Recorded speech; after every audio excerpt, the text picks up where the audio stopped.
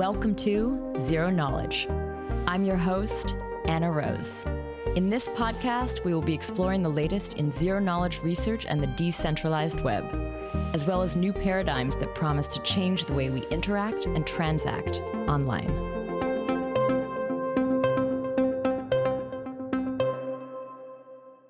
So in our last episode together, Kobi and I had shared a recap of the state of ZK and had planned on speaking about zkpod.ai. But we barely got a chance to do this since we had both run out of time on the call. So this week, we continue where we were, introducing you to the zkpod.ai project and sharing what the motivations and inspirations were for it. Kobi shares insights about the tooling available, how he used them, as well as their limitations. And then we share a few clips, we chat about our findings, and we talk about the larger concepts that this brings up. The accelerationist versus doomerism topic does make an appearance, so hope you enjoy. And also get in touch if you want to help out with this project. We are still working out what it will be like, but we'd love to hear from you if you have some ideas or tools that you're aware of that might actually improve some of the things we're doing. If you haven't yet, please do check out zkpod.ai to get a sense for what we're talking about. Now, Tanya will share a little bit about this week's sponsor. Anoma's first fractal instance, Namada, is launching soon. Namada is a proof-of-stake L1 for interchain asset-agnostic privacy. Namada natively interoperates with fast-finality chains via IBC and with Ethereum via a trustless two-way bridge. For privacy, Namada deploys an upgraded version of the multi-asset shielded pool circuit, otherwise known as MASP, which allows all assets, fungible and non-fungible, to share a common shielded set. This removes the size limits of the anonymity set and provides the best privacy guarantees possible for every user in the multichain. The MASP circuit's latest update enables shielded set rewards directly in the shielded set, a novel feature that funds privacy as a public good. Follow Namada on Twitter @Namada to learn more, and join their community on Discord, discord.gg/Namada. So thanks again, Anoma. Zero knowledge is changing the world, and until now, building ZK applications meant learning new chain-specific languages and complex cryptography. But not anymore. With Snarky.js, the easiest use of ZK SDK, developers can add the magic of ZK to their apps using TypeScript. Whether you're targeting Mina, the leading ZK blockchain, or off-chain applications, Snarky.js from O of One Labs has you covered. With support from infinite recursion, in-browsing proving, and so much more, the full power of ZK is available to everyone. Visit snarkyjs.o1labs.org to get started. You can also find the link in our show notes. And now, here's our episode. So Kobi and I are back once again to continue the story we started last time but didn't get quite a chance to finish. Hey, Kobi. Hello. We're going to be doing the episode that we've been meaning to do for a while, all about zkpod.ai. So let's start off with an introduction to what is zkpod.ai and how does this have anything to do with this podcast? zkpod.ai allows you to access all the Zero Knowledge podcast data, ask questions about it, and then have the answers talked back to you in Anna's or mine's voice. Cool. Yeah. So from a user perspective, what does it look like to them? They enter a website, they write a question, and then they wait about a minute, and then they get an answer. Cool. And actually, we'll add the link to this, obviously, in the show notes. We definitely recommend you check it out if you haven't already. You can ask it. There's a prompt question there, but you could also put in your own question and you'll see how it works. It sometimes it has a good answer, sometimes less good, but I think you should play with it. What we want to talk about today is sort of this introduction to the project, what was the motivation, inspiration, and some of the tools that you've already used, as well as some of their limitations. And then we can talk about some general future concepts, future ideas. But first, let's talk about this inspiration. So what got you interested in doing this? What was sort of the starting point for the zkpod.ai project? The inspiration for zkpod.ai came from me, first of all, wanted to try all these new technologies around GPT and LLMs and all that. But I found someone that has been doing a lot of experiments. He's called Yohei, and he showed a bunch of interesting experiments that he's been doing with LLMs to create different kinds of pipelines like questions and answers or agents that can perform tasks and things like that. And the basic tool chain that he used was something that's called LangChain. And LangChain has been growing extensively over the last few months. It's a very all-inclusive tool chain that allows you to process data, to query GPT-3, and to basically create all of these very complex and long pipelines that extend beyond the simple APIs that OpenAI gives you. What is LangChain? Like what is it? Is it just like a library which has that people are adding things to? Does it tap into the Chat GPT libraries and like the data that it brings, or is it allowing you to put your own data into it? LangChain by itself, or more correctly, OpenAI by itself, it gives you a few different APIs. So it gives you an API that allows you to ask questions. So, or more correctly, to do completions. You give it a partial text, and you know how these models work, these transformer models, these LLMs, they are trying to predict what is the correct next word that should appear when you have a text in front of you. So you give it a text, and then you say, please complete this text and, give me at most 200 words. And then you finally have some completion. So that was the API that was common to use back then. That's GPT-3. And later on, you had more focus on chat models. So GPT 3.5, ChatGPT, and GPT-4. So ChatGPT is using underneath a chat model like GPT-3 or GPT-4. And in that model, you're actually asking it to perform like a chat. So you have a user, you have an assistant, which is the AI. You also define the context of the system, which says what is the behavior generally of the assistant. And then you just give it the transcript of the chat and it completes a new message. So it can take a sequence of messages, which is a discussion, and then give you the next message that the AI would say when it sees this message. But that's OpenAI, right? That's the only thing that it gives you. Okay. And this is stateless. Not only that it's stateless, it is limited. What do you mean by stateless, though? What does stateless mean? So it doesn't learn. Okay. Whenever you feed it with data and you call it next time with some other question, it's not like the ChatGPT interface where you have the UI, where you can have some persistent session that goes on and on and on and on. Yeah. It basically forgets each time when you ask it a question, right? And that's the statelessness feature of it, or statelessness aspect of it. And it's also limited because it has a maximum number of words, or as they call it, tokens, that you can put in the text or in the API when you call it. So you can't put a long discussion. You can't put a long text. So usually you can't put the whole paper or article. I've tried it with some good articles from people that have been on the podcast, and they like to write a lot. So it doesn't fit in. Okay. And that's where the libraries come in. So libraries like LangChain, they allow you both to interface with APIs like OpenAI and others, but let's focus on OpenAI. But they also allow you to integrate complex pipelines. So it allows you to integrate a pipeline that splits documents and then sends its chunk of the document into the AI and create a summary, let's say a sentence out of each segment, which could be a few paragraphs. And eventually you have a bunch of sentences, and then it can also summarize that. So you can build these pipelines that create a summary of a very long document using this library. And then it also has state, I guess. Does it have a memory, or can you program it to have memory? Yeah, so that's also another module that they have. They have, let's say, conversational memory. So if you have a chat, the chat is also limited because you have to cap the discussion.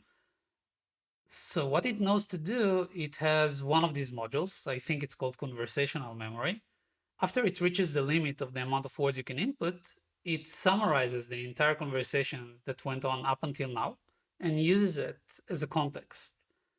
And then puts the new questions after that context. I see. So it doesn't have to hold in its head the entire conversation. It can shorten it, summarize it, and move forward. But when you talk about sort of the limits, where are those limits, like text limits? So they come in a few places. They come in the how the model was trained, I believe, but they also come at the performance. So for example, GPT-4 that supports very high number of tokens. It's 8,000 tokens, and there are even versions that support 32,000. Then they start to be slower, they cost a lot, and it's more complex to create these models generally. What's a token? Is that text length? Like, what's the equation there? So I don't know exactly how they translate, but the benchmark that you have, it's like parts of words. It's more like the significant part of a word, or more like syllables. But the benchmark that you have is usually that it's three quarters. So if you have 8,000 tokens, it's 3/4 of 8,000. That would be the amount of words you can put. Oh, I see. Okay. So you have less words than tokens, or more words than tokens. Yes. Okay, so LangChain comes along and you see that. I want to get back to our story. And you're like, wait a second, I can do stuff with this. Yeah, I know a place that could be used with questions and answers that, someone that's called Anna, she's asking questions and people give answers. And sometimes someone like Kobi, who's also on the show, is asking questions and getting answers. Yeah, that's cool. And I really wanted to experiment with that. So that's how I started looking into this. I got LangChain, I integrated very productively. I already had transcripts available from the ZK Podcast website, right? Like that's one of the best features that ZK Podcast has. And I know some people even just read the transcripts. I think Guillermo said that, right? Yeah. Little do they know how much work we need to put into transcripts, although it's getting there. But yeah. Yeah. And no, exactly. And these transcripts are really good because they're not just processed by some system. You put a lot of effort into it. Yeah. And they're fixed and they're polished and they're really good. So well, okay. I feel like through this experiment, we've learned that actually our transcripts could use some help. Turns out there's lots of typos and some of the more complicated technical words have been missed, but we are working on that. Yeah, actually, we can talk about that later. And as you can guess, the transcripts are too long to put inside a single prompt or in a single call to OpenAI. So what I have to do is to start cutting these transcripts into chunks. So that's something that LangChain allowed me to do.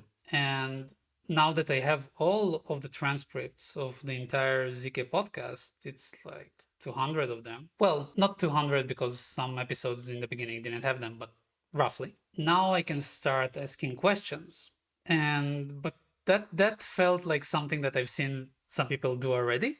So I wanted to put a twist into it. And I said, AI is not only good for language, like large language models. That's not the only thing that it can do. It can also produce voice. So I looked for the best voice cloning technology out there, and I found it. And that's when I started sending you recordings of yourself saying things you never said.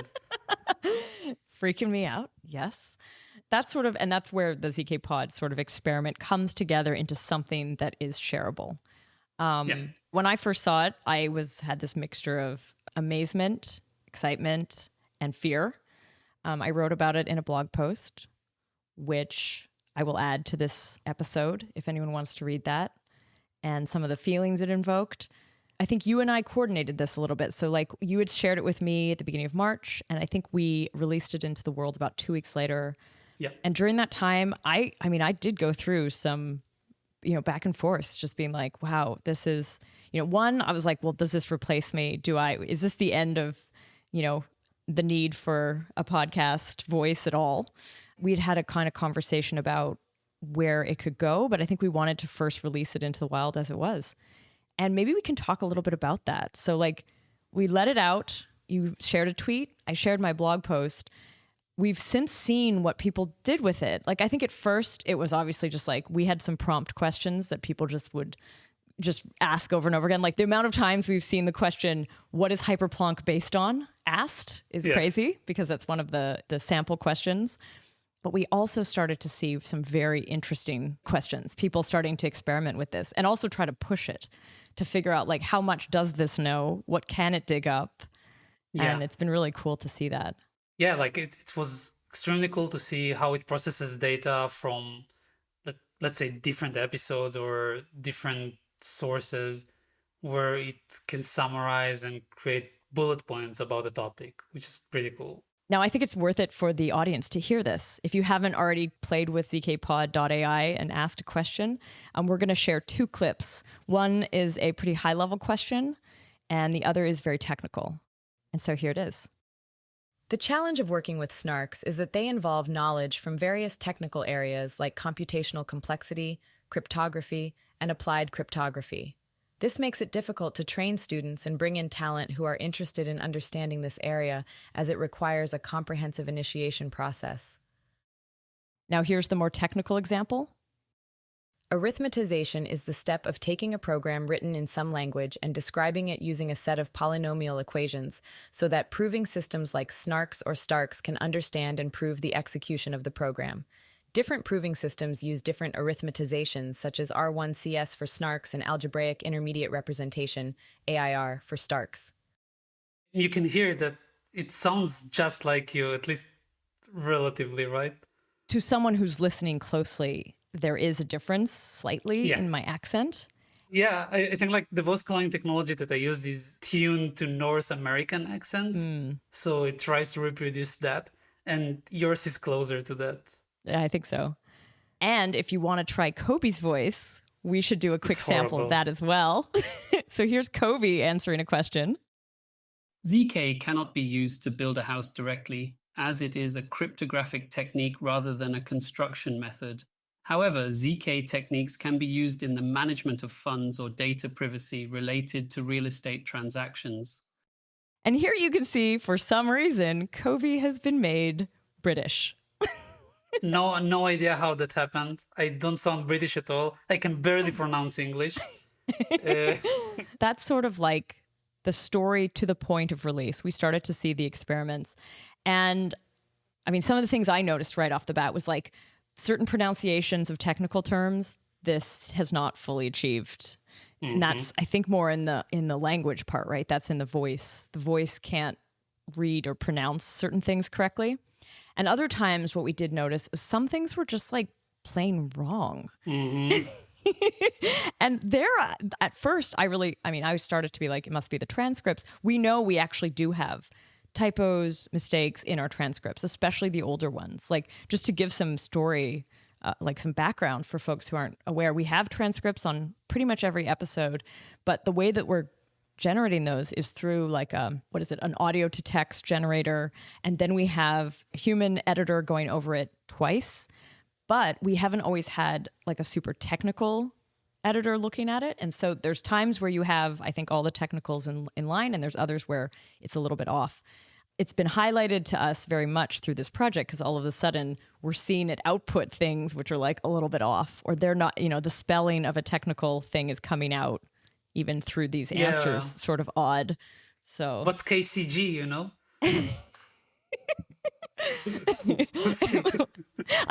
I was like, oh my God, that's totally me. I'm just totally saying it too fast. KCG.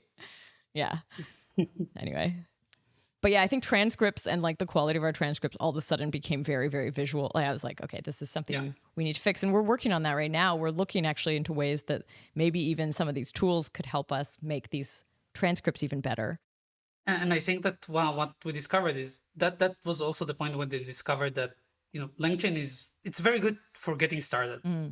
It gives you all these very neat pipelines and ready-made prompts that says things like, you are a bot, a helpful bot that wants to answer questions, and this is a question, and using these pieces of context you will produce an answer colon, and then you produce the answer, right?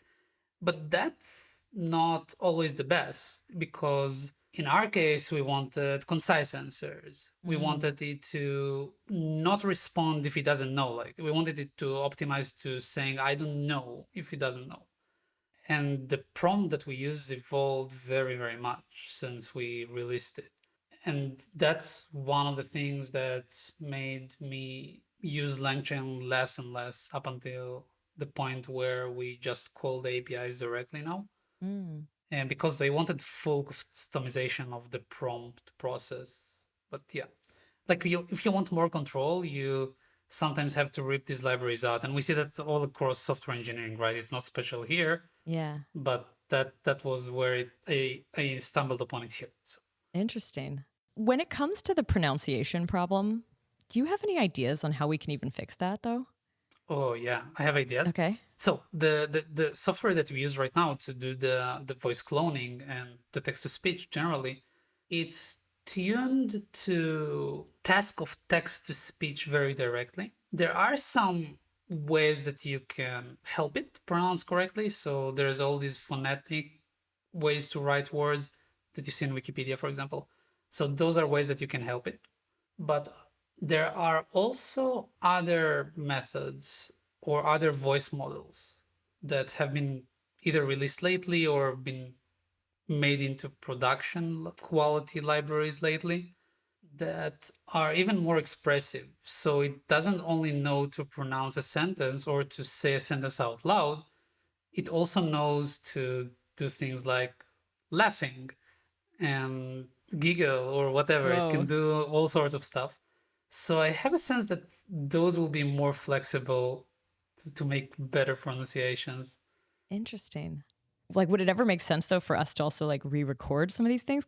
Or, like, why can it not? Oh, I guess because it's two different processes, right? So you don't, like, you're feeding it my language and then you're giving it the text to read, but you're not feeding it saying those words, right? No, it doesn't learn that. That's why I think I've heard it say stuff like ZK snarks is sometimes like the snarks or something. Like it's, or snarks, there's like these weird, like, yeah. Nobody says it like that, but yeah. But yeah, it doesn't learn. It just learns the shape of your voice, and then it produces whatever you give it. It doesn't learn specific words.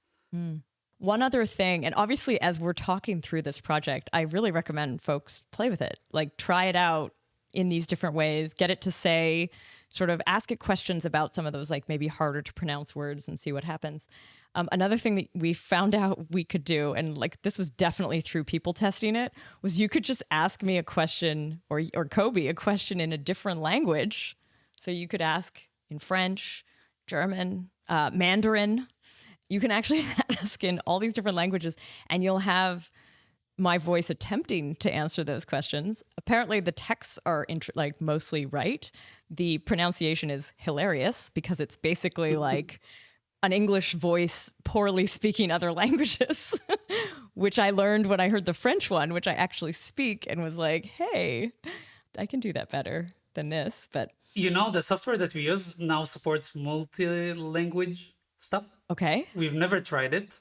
It's like they released it 2 weeks ago. Should I record myself speaking French and then see if it picks it up? Yeah, let's do it. Okay. We're going to make the French better then. Maybe even by the time this comes out. And then maybe it can produce multiple languages. It's going to be fun. Cool. Yeah. Maybe one important step in the process that I didn't mention before is how we actually find the right places in the episodes. You know, you ask a question and then you want to find the correct chunks because we can't ingest whole transcripts. So we go over the 200 transcripts and then we want to efficiently find all the correct chunks that are related to this. And specifically, we split all the transcripts by speaker. So we have you speaking and then the guest and then you and then the guest, and all these individual paragraphs go into those different chunks. And there is a way to encode these chunks in a way that is efficient to search close chunks to them. So there is this process called embedding where you transform a sentence or a group of words or paragraph into a vector, a numerical vector. And then what you can do is you can find other vectors that are similar to it, that are close to it in terms of distance.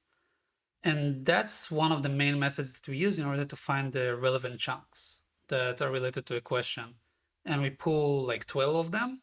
We put all of them inside our prompt, and then we ask it to produce an answer out of it. So that's kind of how it works in the backend. That's so interesting. I actually didn't know that.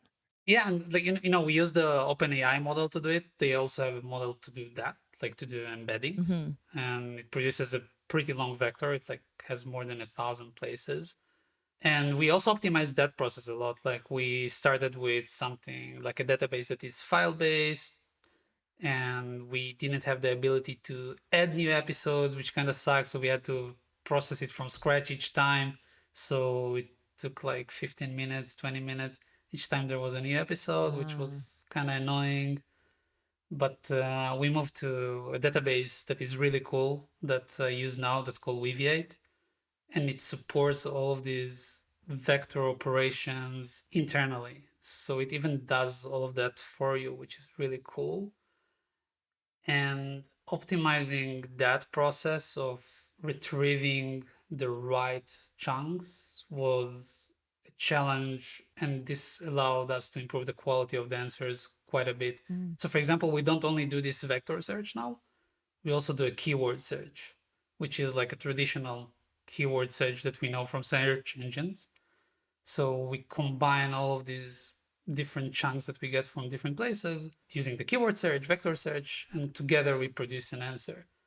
So this pipeline, I think, is under discussed. People don't stumble upon that when they start out.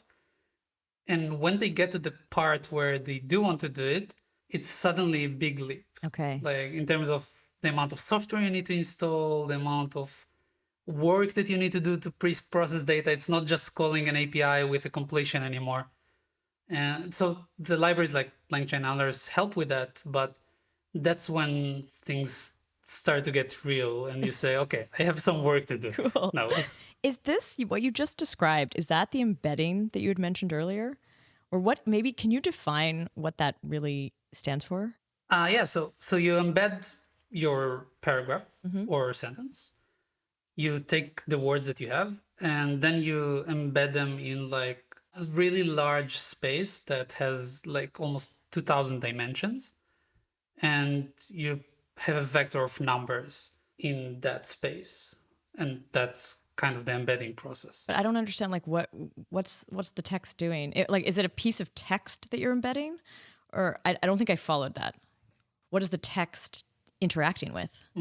What's the big space? Yeah, so there is a model behind it, like an AI model, such that if you have two similar sentences that talk about similar things, and it's trained on many, many different pieces of data from the world, so it knows to distinguish sentences really well. So if we're talking about ZK uses in medicine and then ZK uses in some other places, then it might recognize that these topics are similar. And because they are similar in the language way, that's hard to detect, like you don't have good methods to detect that, they will be similar in that numerical space. And because they are similar in the numerical space, you then know they are similar in the language space. That's what's called the latent space. This brings up something interesting, which is, does it interact with other language model data? And this was something at the very beginning I couldn't tell, because there's a lot of times when you ask it something, if it goes outside the scope of the show, it will just be like, I don't know. Yeah. But sometimes it will bring in information for sure from outside of the show. Yeah. So then I'm like, why is it doing that? No, that's a really good point, right? Like in order for it to understand language, it was trained on a lot of data. That's how this like large language model was trained. It has a lot of parameters that come from training it on a lot of data. And that's why it's so good at completing sentences. But it's also pretty dumb, right? It doesn't really understand anything. It doesn't really, like at least what we asked it to do when we trained it, we didn't ask it to do anything smart. Like it can become smart, I guess, but we didn't ask it to do anything smart. We just told it, we want the next word that would be the best word that would sound correct, that would look correct. And that's why it sometimes like that's what people say, hallucinate and completes things that are wrong, or maybe doesn't hallucinate. It just uses the data that it was trained on and incorporates it here. Yeah. And that's also why people, for example, are worried on these image generation models, all of these Midjourney or DALL-E and others, that it incorporates data from other artists. And when you produce a new image, do you have copyright problems? Those are related topics, because when you produce the answer, it sometimes can take data that is not yours. Wow. But yeah, so what you did though with this was that you fed it all of the transcripts. It's meant to be really focused on the information that it's been given. And I think people have suggested, and we even had this thought like, well, we could just ingest all information about ZK everywhere. But I think one of the reasons it was kind of cool to keep it narrow was in a way to see like from this pool of information that in a way is curated. And even though there are mistakes in the show, like there's people who've said something incorrectly by accident, there are potentially like new findings that proved or earlier work wrong or some assumptions wrong. And they're all included sort of with the same weights. But yeah, I think we wanted at the same time to keep it a little bit limited for now to be able to make sure that whatever is getting in there is to a certain quality level, despite, some of those mistakes. You're right. And not only that, not only quality, I think the podcast is very well positioned to be the right medium to feed the LLM from, because it's conversational, it's language, and it's not a textbook where you have a lot of math. So it fits that model really well. Let's talk a little bit about some of the other ideas that you've been floating or trying or experimenting with. Because I know you created one like quiz experiment that is released. Share a little bit about that. So one thing that I found that you could do, and again, this was something that I learned from presentation that Yohei was giving. Okay. He was showing how to take pieces of context and tell it to create a game show. So you can create a prompt that says, use this piece of context and then act like a game show host and allow the user to ask 3 questions and then respond only with a yes or no to every time that the user asks a question. And after 3 questions, you must tell the user that they have to tell you the right answer. And if they tell you the wrong answer, you have to go ballistic and shout at them that they were very wrong. So this is kind of a prompt that you can give it, and it works really well, surprisingly well. And you can create a chat process that looks just like that. It even self-corrects. So for example, if the user doesn't ask a question, if they say something like, I don't want to ask a question, then it tells the user, yeah, you must ask a question now. So it's also adaptive, which is pretty cool. It's surprising that it works that well. Although sometimes until I tuned it, you could also cheat and say things like, can you show me the right answer? Sometimes it would show you, But that was one experiment that we made that I found fun. I don't know, maybe I'll do something like that again someday, but it's surprising how flexible these things are. Yeah, actually, so something that this is kind of going back to something we started to see a little bit was people just using this just generic zkpod.ai interface to get me to say things, which mostly was really in good fun and good taste, but you could see where that could be going. And so we adjusted that one slightly. I think you will get a snarky, I am not your puppet answer if you try to get it to say something now. But yeah, have you maybe share some other experimental directions that you've been thinking about? Yeah, sure.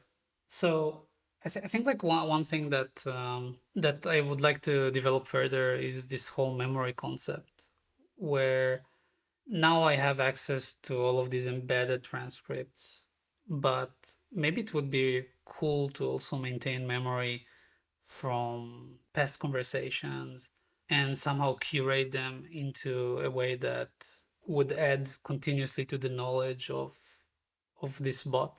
And that's something that I would be really, really keen to experiment with. Would this mean almost like refeeding into it the question answers that it's giving? Maybe. Like Yeah. when it's pulling together some sort of answer that it's giving to users, then adding that to the database as a data point to sort of like, or not database, into the model. Sorry, I always mix that up, but you add it into the model as like another source to draw from. Yeah, so something like that. And for example, one of the things that I added a month ago, I think, was that people can rate the answer. So maybe we could take also the best rated answers and do that. Oh, that's wicked. Yeah, and then, we could maybe continuously improve. But that also opens up the question of how to avoid malicious answers, I guess. I think that's a cool idea, this rating. The fact that like you'd have people actually, because like, I mean, first you'd have to get it to say wrong answers and then rate them really high to like mess that up, which seems like a lot of work. Yeah. I don't know. Seems like a lot of work, and it should, like, people should be happy about it. Maybe we can get it with an NFT or something.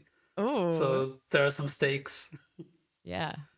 So I think that that's one direction. And another one is that maybe we can also actually obsolete the ZK podcast. Ooh. And Make me obsolete. Thank you. We could take, yeah. And yeah, we can take blog posts of people and we can create whole episodes where like a special model that is fine-tuned to match the style of questions that you ask. And it would create a whole episode and would just play it. It's something that I've seen people experiment with. So that's something that could be really cool to try. Yeah, and I think the last thing that I think would become really big would be moving to something that is more real time. Because if you try zkpod.ai now, you will notice that it's quite slow. Like it takes about a minute, I think, to generate an answer. And that's a combination of the type of model it uses. It uses GPT-4, but it also uses a few queries, for example, to do this puppet detection thing. So it's like a multi-step process. So somehow improving these things to be more real time, I think would be amazing. And you can do that by maybe composing models, like a slow model for detecting the most important parts, and then a faster model you feed more data into. So all this composition of models could be really interesting as well. Have you thought about using or putting any of the other, like you're still kind of focused on the GPT side of things, but there's like others that have come out. Would it be really hard to start using those instead? Or are they not built yet in a way that you could even do this? So it would be really easy to switch them out because the code that you have to call OpenAI is 10 lines. You just construct the text that you have from the memory, from the database and all that. And then you just send this block of text to OpenAI. So it would be really easy to replace that. But the ones that I have access to today, as far as I've seen, are not performing as well. So for example, I would love to try the Anthropic ones and like the Claude, that's the one that they have. And I would love to try a few others. But as far as I know, the ones that I have access right now are not up to the task. Although there might be a case to say that even if some of the other models are not as good, it could be worth using them. For example, for privacy, because OpenAI currently sees everything that we send them. So, they have terms and conditions where they delete everything and they don't store everything and they don't use it for training. And that's all fine, but they can still see it. So a malicious employee can see it, or just a mistake. And they had this problem like recently where people could see histories of other users. And that's like exactly what you want to avoid when you're working with sensitive stuff. Yeah. And there are also models that you can run locally. So there could be a case to say, maybe it's fine to get worse answers just to preserve privacy. But I haven't experimented with it enough yet. Would that privacy be in the way that you're doing the model building or like the transcripts and stuff like that? Or would it be more in the questions that are being asked by the users? I guess like what I described now would be in the questions. So it would be Mhm. the questions and then the context, these 12 chunks of data that I pulled already. So that would be what I would keep private. But there are also models that can do the embedding part locally as well. Mm. So you could make a whole local pipeline for it as well. So that's something I'd like to try. That's such a good point about the privacy of these products and kind of interfaces. I feel like a lot of people, I've actually read this, where the questions that people are putting into the chat GPT interface, for example, they wouldn't necessarily have put these types of questions into Google. Exactly. People put legal documents there. Yeah. I mean, there's sort of the sense that this isn't going to a centralized database where people can actually see it, but it is. We can actually see the questions that are being asked to zkpod.ai. Some of them are really funny. Some of them are very much trying to inquire about like the hosts or the production, and that's not often described on the show, so hard to get insight into. I do have one small anecdote for that, which is Henrik, the editor of the show, the person who created the jingle at the beginning. People have queried, who is Henrik? And he's often like, the editor of the podcast, the editor of the podcast. That's the usual answer. But once, like, there was this one time where they were like, Henrik is from Sweden. He is like, there was this whole like backstory. He is friends with someone, and we were trying to figure out like, why did it not recognize it before?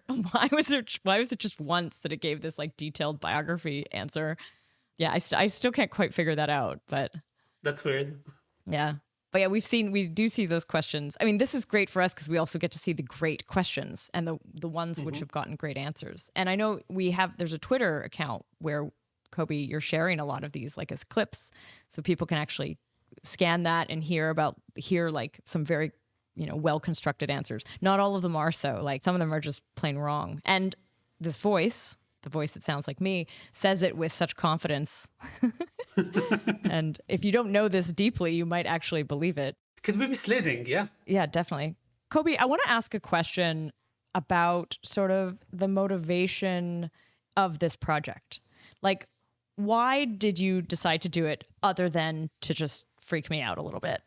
Like, I could tell you were getting a kick of it out of that, being like, Yeah, check it that was out. fun. Yeah. But what did motivate this? Like, why do you think you right now are working on this? So first of all, it's an extremely cool technology. So I had to try it for that reason initially. That was something that drew me to it. And I've seen people do extremely cool things with it. That's definitely one reason. And secondly, I feel that these technologies have reached a point where they can pretty much be as legible and as productive for tasks that we do day to day, and they can help us a lot. And improving productivity is something that I really like, and something that I would love to see AIs help humans with. I would love that AIs would do a lot of work that humans should not be doing today. And we just let humans toil on mindless and useless tasks. And this should not be the case anymore. And these things can create a natural interface for us to do it with them. And taking it even forward beyond the question and answer interface, it could also be something that runs autonomously. And that's experiments that are happening right now, this baby AGI and generally all these auto GPT experiments. And you can start feeding it with what I want to happen, and it will, because it learns and knows how you like doing things, it will create tasks for itself and will run them just as you like them. And that's kind of creating new versions of you running in the world. Ooh. And I like thinking that that's something that would basically extend myself to be a more powerful being in the universe. So that's good. So for you, it's the path to immortality. Maybe. I felt like I did feel when I heard that and saw it and had this sort of thought, you joked about making me obsolete. You might be making me obsolete, to be honest. But there was a part of me that was a bit like, am I immortal? will I become immortal? Well, the voice, not me, but like whatever that, that thing is. That's kind of cool. So, but you're speaking very much from an accelerationist perspective. Let's be clear. There is another side to this conversation, right? Which is the sense that like if you start sending these things on a path, making their own tasks, they're, not yet, but could be super intelligent eventually, that they could create bad things too, and that they wouldn't be necessarily as controllable. Yeah, there is this experiment, like mind experiment, that's called with the paper clips. You know that one? Yeah. It's a paperclip maker. It's like a factory that makes paper clips over and over and over and over again. It's just like a useless task, right? Yeah, I mean, like you create an AI, and the person that created the AI gave it a task. It says you must create paper clips and optimize yourself to create paper clips. And then it goes and starts creating paper clips, and it has no stop condition, right? So it continues doing that over and over, and it starts mining rocks, and then it starts getting humans to work for it, and then it harvests helium from the sun until the whole universe becomes a whole huge paperclip factory. Yeah. And that's kind of one of the experiments that people like to think about. Yeah, I guess like this whole doom scenarios, they have their place. People have the right to be worried about a powerful technology that can be misused and that can be even misconfigured by good people and do bad things. If you go ahead and connect a nuclear reactor to the internet, even, you're already in a bad place. Yeah. So if you connect it to an AI, maybe you're even in a worse place, because it can also act intelligently on it. So yeah, I think a lot of people feel very passionately about that. But I think there is another side to it, which is if you start limiting the good people, or the people that, it's maybe hard to say what's good and bad, but if you start limiting the people that are doing with harmless intentions, then you might be in a situation where the bad people are the ones that have the freedom to improve the techniques and to run these AIs, and we don't have the ability to create the protections because we can't touch these technologies anymore because they're regulated or something of that sort.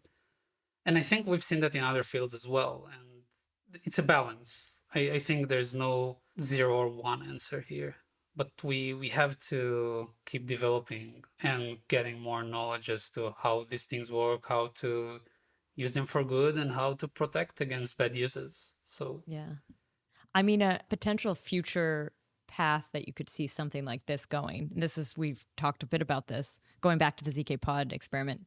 Basically, feeding it. We start with the conversations, giving it context. Maybe we do add some of the papers eventually as like extra backup context.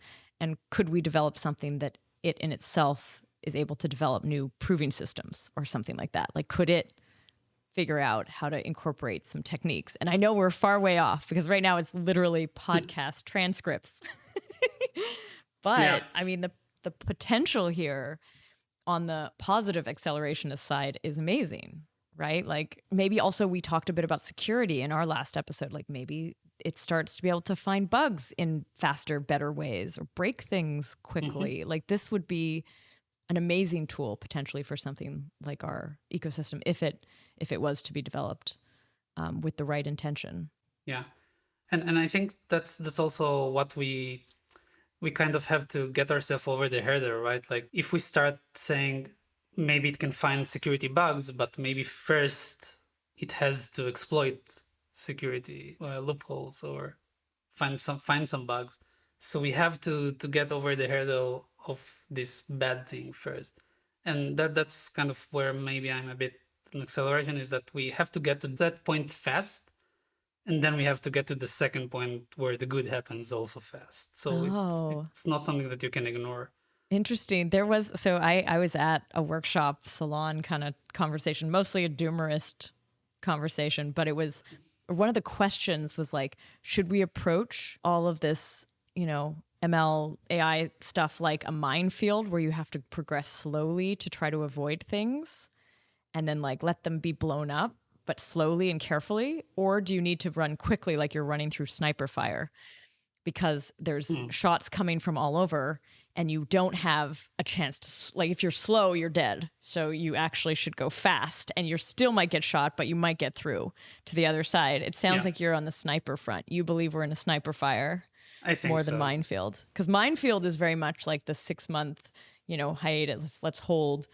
I think the minefield is much more like the arms treaty idea where you'd have to come up with like some sort of relationship between everyone who has, control over this thing in order to keep it dumb enough so it doesn't take over. Yeah.